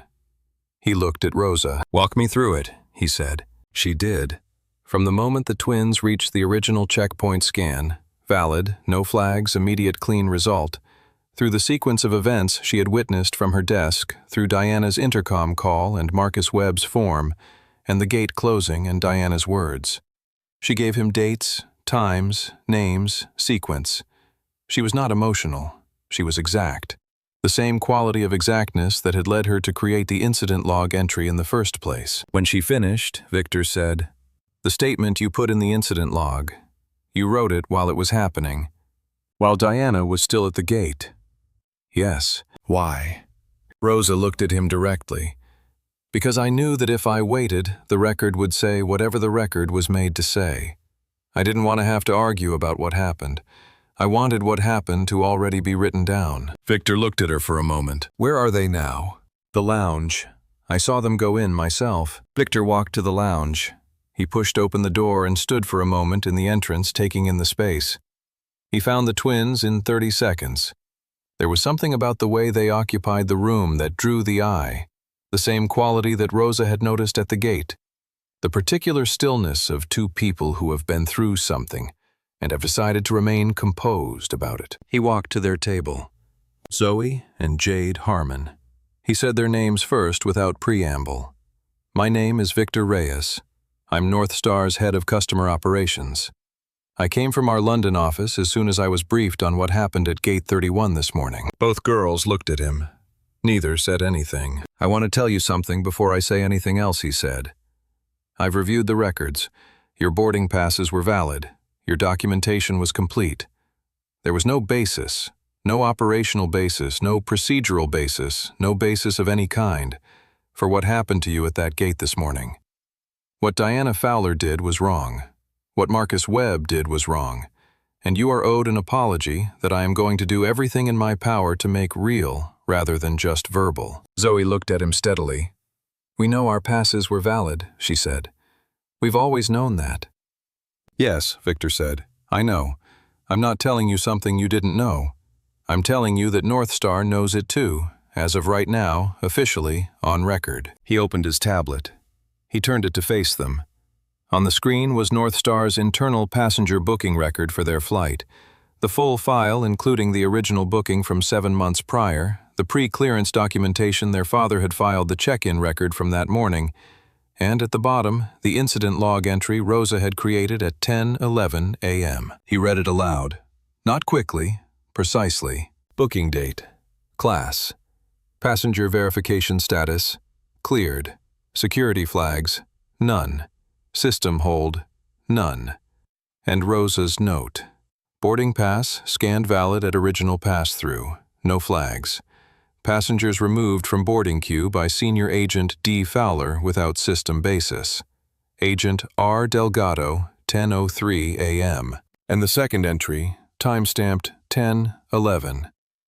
Agent D. Fowler made verbal statement to passenger, including language, "Girls like you think that money buys you everywhere." Recorded in presence of witness R. Delgado. Jade looked at the screen. Then she looked at her sketchbook. She opened it to the page she'd started at the gate, the portrait of Diana with the time written small in the corner. 10:11 a.m. The same timestamp. "She was writing it down at the same time I was drawing it," Jade said quietly. She held up the sketchbook page, the portrait of Diana, exact. Detailed the time in the corner. 2 different kinds of evidence, made at the same time. Victor looked at the sketchbook. He looked at the record on his tablet. He did not say anything for a moment. 2 different kinds of evidence, Zoe said, made at the same time. "Yes," Victor said. "That's what they are." He looked at Rosa, who had followed him to the lounge and was standing near the door. She met his eyes across the room. "She didn't know I was writing it," Rosa said. "I didn't know she was drawing." Victor looked at both of them. At Jade, with the sketchbook, at Rosa in the doorway, at the 2 records, one in a system, one in pencil on paper, both saying the same thing at the same moment. He made a call. His voice was quiet, the call brief. When he hung up, he turned to the door. Diana Fowler came through it 2 minutes later. She was escorted by a terminal supervisor, a man in his 50s who looked like he would have preferred to be somewhere else. Diana was in her North Star blazer, still her reading glasses on their lanyard, her silver hair pulled back. She had been told only that a senior operations executive needed to speak with her about a matter at Gate 31. She saw the twins. Something moved across her face. Not guilt exactly, but recognition, and then a quick internal adjustment, the facial recalibration of someone preparing to defend a position. Victor spoke first. Diana, I've reviewed every record from this morning's incident at Gate 31. The Harmon sisters' boarding passes were valid at every stage. There were no flags in any system. There was no procedural basis for the hold. And I have a time-stamped incident log entry from Agent Delgado documenting what you said to this passenger at 10:11 a.m. Diana said I was exercising my discretion based on what Victor said. His voice did not rise. It didn't need to. I've read every record. I've spoken to Rosa. There's nothing in any system that supports a hold. What discretion was exercised? Against what flag? Against what documented concern? Diana did not answer. Rosa was still in the doorway. When Diana looked at her, Rosa did not look away. She held Diana's gaze until Diana looked back at Victor. You said Zoe said that we should not be here, that the money doesn't buy us everywhere. Her voice was the same temperature it had been at 9:38 a.m. at Gate 31. It had not changed in 2.5 hours. I want to ask you one thing. What did you mean by girls like us? Diana opened her mouth. Nothing came out. You can't answer that, Zoe said, because there's no answer that makes it anything other than what it was. She turned back to Victor. What happens now? Victor's phone buzzed. He looked at the screen. His expression changed, very slightly, tightening a new layer of awareness. He showed it to no one. Mr. Barrow, our CEO, has been trying to reach your father, he said carefully. Your father has asked to call him directly in the next few minutes. Before that call happens, I want you to know what I've already authorized. He looked at Diana. Diana Fowler, pending Mr. Barrow's confirmation, which I expect momentarily, your employment with North Star Airways is being terminated for cause. Documented cause. Misconduct and discriminatory treatment of passengers. Diana's hand moved to her lanyard, her ID badge. The reflex of someone who has carried a thing for 22 years and is suddenly wondering if it still means what it meant. It buzzed. 2 beeps, then silence. The screen on the badge went dark. Deactivated. In real time. In front of the twins. Diana looked at the badge. She looked at Victor. She looked for the last time at the 2 girls she had turned away from a gate that morning. Jade was looking at her, not with anger, with the steady assessing gaze of an artist who has been drawing your face for 3 hours and now sees the final detail she had been waiting for, the thing that makes the portrait complete. Zoe said the last thing she would ever say directly to Diana Fowler. You're not sorry for what you did. You're sorry for who you did it to. Diana was escorted out of the lounge. In the corner of her sketchbook, Jade wrote one word beneath the portrait. Done. Then she turned to a fresh page. At the top, she wrote, the part where it changes. Victor's phone buzzed again. He read the message. He looked at the girls. Your father is on the line with Mr. Barrow now, he said. Zoe nodded. She picked up her phone. She sent one text to her father. She's gone. Her badge deactivated in front of us. We're okay. His reply came in 4 seconds. I know. Stay there. 5 more minutes. Elliot Barrow had rehearsed the opening of this call 3 times in his head before he made it. He had decided to lead with the apology, not to negotiate, not to explain, not to offer context before the acknowledgement, because he had spent enough years in rooms where things went badly to know that the fastest way to make a bad situation worse was to let the other person spend the first 90 seconds waiting for you to admit what you both knew. He dialed. Marcus answered on the second ring. Marcus? Barrow's voice was even controlled, carrying the quality of someone who is working hard to be steady. I owe you an apology that I don't yet know how to make proportionate to what happened. I've spoken to Victor. I've seen every record from this morning. What was done to your daughters at Gate 31 is indefensible. There is nothing in our procedures, nothing in any policy, nothing anywhere that justifies it. I'm sorry. Silence. Marcus let it sit for 4 full seconds. He was at the window again, Philadelphia below him. Ray at the desk behind him with his notepad open and his pen in his hand. Tell me what you know, Elliot, Marcus said. Barrow told him. He had done his homework before dialing. He had read Victor's briefing summary, Rosa's incident log, the timeline as reconstructed from multiple sources. He was accurate and complete, and he did not try to soften the sequence of events or find language that shifted any weight off his airline. Marcus listened without interrupting. He was still.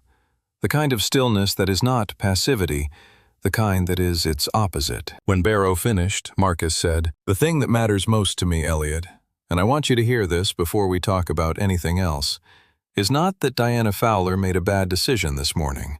People make bad decisions. The thing that matters to me is that she made that decision without hesitation.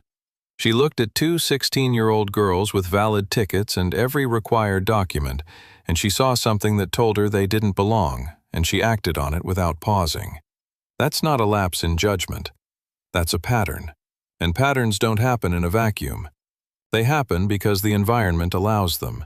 A pause. "I'm not saying that's your fault, personally, Elliot. I'm saying it's your responsibility." Barrow said, "You're right, and We'll get to that," Marcus said. "First, my daughters. I want to talk about what happens next for them, today. Of course, whatever you need. I have 3 things. I'll go through them once. I won't repeat them, and I won't negotiate them." Barrow said, "I'm listening." Marcus's voice did not change temperature between the setup and the delivery. He spoke the 3 demands at the same pace he had spoken everything else, quietly, precisely, without drama, which was more effective than drama would have been, because it communicated that he was not performing, he was simply stating what was going to happen. First, Diana Fowler is terminated today. Victor Reyes has told my daughters that deactivation has already been initiated, which I appreciate. I want the formal termination documented with the accurate reason, misconduct, and discriminatory treatment of passengers. North Star's HR does not soften that language. I want written confirmation before the end of business today." Dunbarrow said, "Already in process." Marcus Webb. The agent who escalated Diana's conduct and physically positioned himself to obstruct my daughters. He is suspended pending full investigation, and that investigation takes place in writing with time-stamped records. If the investigation supports termination, and based on what Victor has reported, I believe it will, he is terminated with the same documented cause. Agreed. Second, North Star issues a public statement. It names my daughters, Zoe and Jade Harmon. It states clearly that they were denied boarding on the basis of discriminatory conduct by a member of your gate staff. It does not use the language of regret or review. It does not say we are looking into this. It says this happened, it was wrong, it was discrimination. We failed them. Your communications team does not round the edges off it. Barrow was quiet for 2 seconds. Marcus waited. A public statement that specific is... Barrow began. "I know what it is," Marcus said. "I know what it costs your brand. And I know what the alternative is." He didn't say it as a threat. He said it as a fact, the way you state a fact that both people in a conversation already know. 19 of your flights are currently grounded, delayed, or canceled because of missing Harmon logistics support. That number will grow. By morning, if my trucks and planes are still grounded, you will not have an airline in any functional sense. Your stock will reflect that. Your board will have questions you won't enjoy answering. And the story about Gate 31, which is already on 2 million phone screens as of this morning, will be the lens through which all of it is understood. A silence. "I'm not telling you to be afraid of me, Elliot. I'm telling you to do the right thing, and to do it publicly, because public accountability is the only kind that produces actual change. Your staff needs to know that this has consequences, not internal memo consequences, real, visible, public consequences." Barrow exhaled slowly. "The statement, we'll issue it." Third, Marcus's voice was the same. "My daughters are going home to Philadelphia today. They are not getting on a North Star commercial flight. They've had enough of your staff's judgment for one day. You will arrange a private charter, a proper aircraft properly staffed direct to Philadelphia. You will have it ready at Heathrow's private terminal within 2 hours. You will arrange ground transportation from the lounge to the terminal, and you will call me personally when my daughters are on board and that aircraft is taxiing to the runway." Barrow said, "I'll have it arranged within 90 minutes. "Good." A pause. Barrow said, "Is that everything?" Marcus was quiet for a moment. Then his voice shifted. Barely, but it shifted toward something more personal and less procedural. You have children, Elliot. Barrow too. Both grown. Then you understand Marcus said that there is no charter flight big enough to make up for what that woman said to my daughters in that gate area. There is no statement public enough. What I'm asking from you today is the minimum, the bare minimum of what accountability looks like. The actual thing that needs to change inside your airline, the thing that made it possible for Diana Fowler to do what she did without hesitating, that's going to take longer than today. But today is where it starts. And it starts with your name on a statement that says exactly what happened. Barrow said, I understand. Then we have an agreement. A pause. For what it's worth, Marcus, I have daughters. I know what this morning cost you to hear. Marcus stood at the window. Below, the city moved through its ordinary afternoon.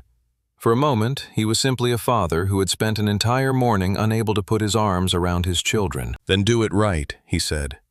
That's all I'm asking. Do it right. He hung up. Ray looked at him from the desk. What do you need? Ray said. Get those trucks moving the moment Zoe texts me they're airborne, Marcus said. Not before. The second they're in the air. Done. Marcus called his daughters. Victor Reyes received the confirmation from Elliot Barrow at 12:34 p.m. He was still in the lounge.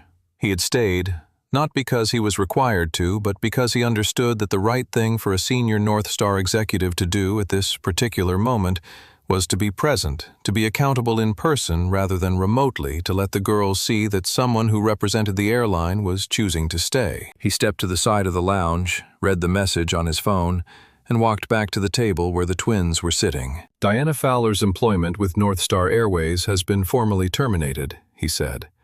The documented reason is misconduct and discriminatory treatment of passengers. That language is on record. I have written confirmation, and I'll forward it to your father within the hour. Jade looked at Zoe, then back at Victor. Marcus Webb, Zoe said. Suspended effective immediately, pending full review. The review will be conducted in writing, with time-stamped records. Based on what I've seen and what Rosa documented, I expect the outcome. He didn't complete the sentence. He didn't need to. He looked toward the lounge entrance. Diana Fowler appeared in the doorway, escorted by the terminal supervisor who had brought her in the first time, and by a second North Star manager who had arrived from the operations office. She had been waiting in the adjacent corridor while Victor confirmed the terms with Barrow. She came in when Victor nodded. She looked different without the full authority of the gate behind her. Not smaller, exactly, but exposed the way people look when the structure around them has been removed, and what remains is just the person. She stood in front of the twins. Victor looked at her. He said nothing. This was her moment to say something, and he was not going to say it for her. Diana looked at Zoe, then at Jade. I've been asked to, she started. I know why you're here, Zoe said. I don't need to hear the reason framed that way. Diana stopped. You're not going to apologize because you believe you were wrong, Zoe said. You're going to apologize because this is the consequence of being caught. I know the difference. I've known the difference for a long time. She looked at Diana steadily. So I don't need you to say anything. I need you to understand something. Diana was quiet. What you said to me at that gate? Girls like you. I'm going to remember that forever. Not because it hurt me, but because it's useful. It tells me exactly who you are and exactly what I'm building against. Every credential I earn, every room I walk into, every door I go through, it's going to be in spite of people who look at me and think what you thought this morning. And I'm going to walk through every single one of those doors anyway. Zoe held Diana's gaze without blinking. That's not something you get credit for. It's something I do in spite of you. I want you to know that. Diana said nothing. She was escorted from the lounge. Rosa was still in the room.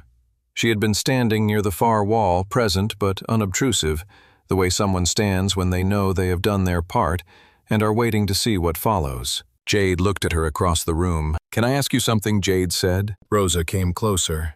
Of course. You hesitated at the desk, Jade said. Before you stepped forward, I saw you. You stood there for a minute, and then you came out from behind the counter. Rosa looked at her. She didn't deny it. Yes. What made you do it? Rosa was quiet for a moment. "I thought about what I would need the record to say when this was over," she said. "I thought about the fact that what I had seen was in the system, and if I didn't say what I had seen, the system would be the only record, and the system could be explained away. I wanted there to be a person on record too." Jade nodded slowly. She opened her sketchbook. She turned to the page where she had begun drawing the portrait of Diana at the gate, the drawing that carried the timestamp that matched Rosa's log entry. She added one more figure to the drawing. Standing in the doorway of the gate area, slightly back, hand near a keyboard. Small, but exact. She showed it to Rosa. Rosa looked at it. She pressed her lips together. She blinked once. "That's the record," Jade said. "Both of us making it at the same time." Victor cleared his throat gently. He looked at Zoe. "Mr. Barrow has authorized the public statement. I have the draft here. I'd like you to read it before it goes out." He turned his tablet to face her. Zoe read it carefully. Twice. Her expression did not change while she read, but when she finished, she took a long, slow breath. She handed it to Jade. Jade read it. She opened her sketchbook to a blank page. Not the portrait page, a new one. She copied the statement out by hand, word for word, in the careful, lettered handwriting she used for anything she considered worth preserving. When she finished, she looked at it. "This is accurate," she said. "Yes," Zoe said. Victor sent it. The statement landed on North Star's public channels at 12:47 p.m. and began circulating immediately, attaching itself to the clips and the live stream footage and Ben Hartley's audio that were already in orbit across the internet. Within 15 minutes, it was being quoted alongside Rosa's voice from Victor's follow-up press contact. She knew their passes were valid. She documented it in real time. Alongside Isabel's TikTok, alongside Thomas Okafor's narration. Her name is Zoe Harmon. Her sister is Jade Harmon. Remember those names. The car came at 1:30 p.m. A black vehicle at the lounge entrance. A North Star driver with a card that had Zoe and Jade Harmon's names on it. Victor walked them out himself. At the private terminal, a Gulfstream was waiting on the tarmac. The flight attendant came down the steps to meet them, introduced herself by name, said, "We're honored to have you. Philadelphia in about 7.5 hours." Jade stopped at the bottom of the stairs. She looked back at the main terminal building, the glass and steel of Heathrow T3, the corridors behind it, the gate areas, the departures boards, still showing the day's North Star delays. She opened her sketchbook to the page she had titled, "The Part Where It Changes." She drew the terminal one more time, from the outside looking in. And at the bottom of the drawing she added 12:47 p.m. The statement went out. We got on the plane. Then she closed the book, and she boarded. The moment Marcus received the text, "Wheels up, tell Ray." He called Ray Whitfield. "Bring it back online," he said. "All of it. Now." Ray was already at his desk. He made the calls in the same sequence and with the same precision he had used to shut it down, and within minutes the cascade began to reverse itself. The Frankfurt freighter received clearance and pushed back from the stand. The convoy at the JFK warehouse was told to roll. The Atlanta truck pulled back onto I-285 and resumed its route to Hartsfield-Jackson, arriving 47 minutes late to a maintenance crew that had been waiting all day. The O'Hare situation was more complex. The diverted aircraft had to be redirected again, but it was resolved before midnight. The North Star operational network began to breathe again, slowly, unevenly, like a system coming back from a power failure. It would take the rest of the day for the full cascade of delays to work through the schedule. 19 flights had been affected. 3 had been outright canceled. The financial cost to North Star was substantial, and the financial cost to Harmon Global Freight from penalty clauses and diverted operations was also real. Marcus had known it would be, and had decided to absorb it, and the board's questions about that decision would wait for another day. What could not be priced was the public consequence, and that one ran in North Star's direction entirely. By the time Zoe and Jade were somewhere over the North Atlantic, Thomas Okafor's live stream clip had been viewed 1.2 million times, and his photo, taken from the gate area that morning, showing the twins standing at the counter in perfect composure while the departures board behind them still read "on time," was the most shared image on 3 platforms. Isabel Solis's TikTok had crossed 4 million views. Ben Hartley's audio had been played on 2 UK national radio programs. Claire Marsh's article, filed and published before noon, had been picked up by outlets in the US, France, Canada, and Australia. The North Star statement, the one that named Zoe and Jade Harmon, that used the word discrimination without hedging, that said we failed them in plain language, was being quoted everywhere, held up simultaneously as evidence of the airline's wrongdoing, and as an example of what an actual accountability statement could look like when a company chose precision over self-protection. It was not being praised exactly, it was being noted, the way a fair accounting is noted neutrally as evidence. On one platform, someone posted a side-by-side image that became the most shared visual of the day. On the left, Jade sitting calmly on her carry-on in the gate area, sketchbook open, charcoal in hand, the sealed jet bridge door visible behind her. On the right, the North Star departures board, at peak impact, 19 flights delayed or canceled in a single afternoon. The caption said nothing except, "She documented." He responded. Rosa Delgado's name appeared in Victor Reyes's follow-up statement, not sensationally, but accurately. Agent Delgado documented the incident in real time, and her record was the foundation of our internal response. Within the North Star staff channels, that sentence circulated in a way that official memos rarely do, because it told people something true about what integrity looks like in practice, and what happened when it was exercised in a moment that cost something. Marcus Harmon's flight landed at Philadelphia's private aviation terminal at 10:14 p.m. local time. He had been there for an hour already.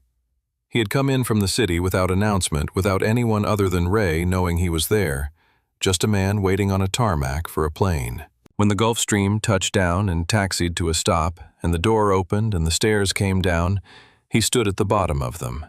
Zoe came first. She was still in the navy blazer she had put on 14 hours ago in a London hotel room.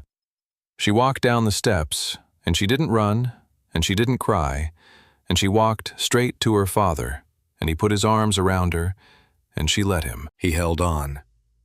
After a moment, he said into her hair, "You good?" She said, "Yeah." Jade came down the stairs with her sketchbook under her arm.